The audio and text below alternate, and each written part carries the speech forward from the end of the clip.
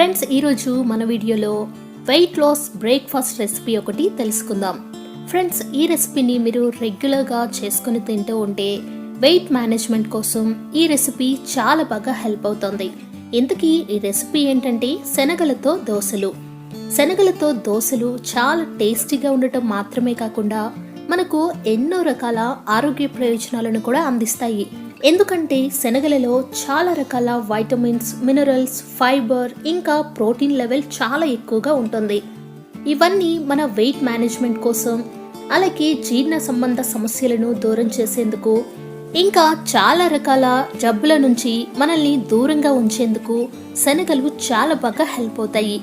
మరి ఫ్రెండ్స్, ఆలస్యం చేయకుండా మంచి హెల్తీ బ్రేక్ఫాస్ట్ రెసిపీ శనగల దోశలను ఏ విధంగా తయారు చేయాలో తెలుసుకుందాం. ఈ రెసిపీ కోసం మనం ముందుగా 1 కప్ శనగలను ఒక బౌల్లో తీసుకోవాలి. ఇక్కడ మనం 1 కప్ శనగలు తీసుకున్నాం కాబట్టి 1/2 కప్పు బియ్యాన్ని కూడా తీసుకోవాలి. 1 కప్పు శనగలకు 1/2 కప్పు బియ్యం సరిపోతాయి. ఈ విధంగా 2 డిఫరెంట్ బౌల్స్లో శనగలు అలాగే బియ్యాన్ని తీసుకుని 2-3 సార్లు బాగా వాష్ చేసి తర్వాత మరికొద్దిగా వాటర్ను పోసి 6 నుంచి 8 గంటల వరకు నానబెట్టాలి. మీకు వీలైతే రాత్రి పడుకునే ముందు వీటిని నానబెట్టి పడుకోండి. ఉదయం లేచే వరకు చక్కగా నానుతాయి.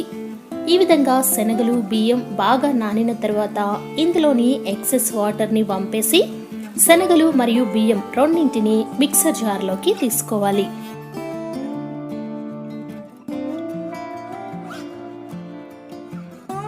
ఇలా జార్లోకి శనగలు, బియ్యాన్ని తీసుకున్న తర్వాత ఇందులో 2 పచ్చిమిరపకాయలను ముక్కలుగా చేసి వేయండి. అలాగే 1 ఇంచ్ అల్లాన్ని కూడా చిన్న చిన్న పీసెస్ లాగా కట్ చేసి వేయండి. తర్వాత ఇందులో 1/4 టీ స్పూన్ వరకు పసుపును యాడ్ చేయండి. తర్వాత గ్రైండ్ చేయడానికి తగినన్ని వాటర్ను యాడ్ చేసి బాగా మెత్తని పేస్ట్లా గ్రైండ్ చేసుకోవాలి. వీడియోలో చూపిస్తున్న విధంగా ఈ కన్సిస్టెన్సీలో మీరు పిండిని తయారు చేసి బౌల్లోకి ట్రాన్స్ఫర్ చేసుకోండి. ఇదే విధంగా శనగలు, బియ్యం మొత్తాన్ని గ్రైండ్ చేసి బౌల్లోకి తీసుకుందాం. ఇప్పుడు ఇందులో 1/2 టీ స్పూన్ వరకు జీలకర్రను యాడ్ చేసుకుందాం.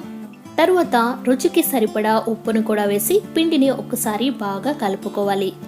ఇక ఇప్పుడు మనకి బ్రేక్ఫాస్ట్ కోసం దోశల పిండి రెడీ అయిపోయింది.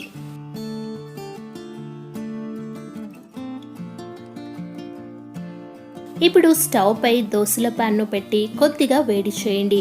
ప్యాన్ మీడియం హీట్లో ఉన్నప్పుడు దోశ పిండిని యాడ్ చేసి స్ప్రెడ్ చేయండి. ఈ శనగల దోశలు చాలా చాలా టేస్టీగా ఉంటాయి. అలాగే మనకు మంచి ఆరోగ్యాన్ని కూడా అందిస్తాయి. బరువు తగ్గాలి అనుకునేవారు ఖచ్చితంగా ఈ దోశలను ఒకసారి ట్రై చేయండి. చాలా ఈజీగా హెల్తీగా మీరు బరువుని తగ్గించుకోవచ్చు.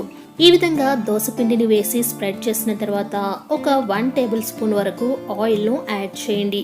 2 నిమిషాలు లో ఫ్లేమ్లో చక్కగా కుక్ చేయండి. 2 నిమిషాల తర్వాత రెండో వైపుకు దోశను తిరగేయండి. తర్వాత మరొక నిమిషం కుక్ చేసిన తర్వాత దోశను మధ్యలోకి ఫోల్డ్ చేయండి. ఇక మనకి కావాల్సినటువంటి శనగల దోశ తయారైపోయింది. ఇప్పుడు దీన్ని ప్లేట్లోకి సర్వ్ చేసుకుందాం. అలాగే మనం ఈ పిండితో ఉల్లిపాయ దోశలను కూడా తయారు చేసుకోవచ్చు. మామూలు దోశల కంటే ఉల్లిపాయ దోశలు చాలా చాలా టేస్టీగా ఉంటాయి. ఇప్పుడు మనం శనగలతో ఉల్లిపాయ దోశను ఏ విధంగా తయారు చేయాలో తెలుసుకుందాం. దోశ పిండిని ప్యాన్లో వేసి చక్కగా స్ప్రెడ్ చేయాలి. తర్వాత ఇందులో కట్ చేసిన ఉల్లిపాయలు, కట్ చేసిన పచ్చిమిర్చి, కట్ చేసిన కొత్తిమీర ఈ మూడింటిని దోశపై కొద్దిగా స్ప్రెడ్ చేయండి. వీడియోలో చూపిస్తున్న విధంగా ఉల్లిపాయలు, పచ్చిమిరపకాయలు, కొత్తిమీరను యాడ్ చేయండి. ఇప్పుడు 1 టేబుల్ స్పూన్ వరకు ఆయిల్ను కూడా వేయండి. 2 నిమిషాలు లో ఫ్లేమ్లో కుక్ చేసుకున్న తర్వాత దోశను మధ్యలోకి ఫోల్డ్ చేసి మరొక నిమిషం కుక్ చేయండి. తర్వాత ప్లేట్లోకి సర్వ్ చేసుకోండి. చాలా సింపుల్గా, చాలా చాలా హెల్తీగా, ఎంతో టేస్టీగా మనం ఈ దోశలను తయారు చేసేసుకోవచ్చు. మరి ఫ్రెండ్స్, మీరు కూడా హెల్తీ బ్రేక్ఫాస్ట్ కోసం వెయిట్ చేస్తున్నారా? అయితే ఖచ్చితంగా శనగలతో దోశలను ట్రై చేయండి. చాలా టేస్టీగా ఉంటాయి. మరి ఫ్రెండ్స్, ఈ వీడియో కనుక మీకు నచ్చితే లైక్ చేయండి. మీ ఫ్రెండ్స్కి, ఫ్యామిలీ మెంబర్స్కి కూడా వీడియోని షేర్ చేయండి. మరో మంచి హెల్తీ రెసిపీతో మళ్ళీ కలుద్దాం. Thank you friends. Thanks for watching this video.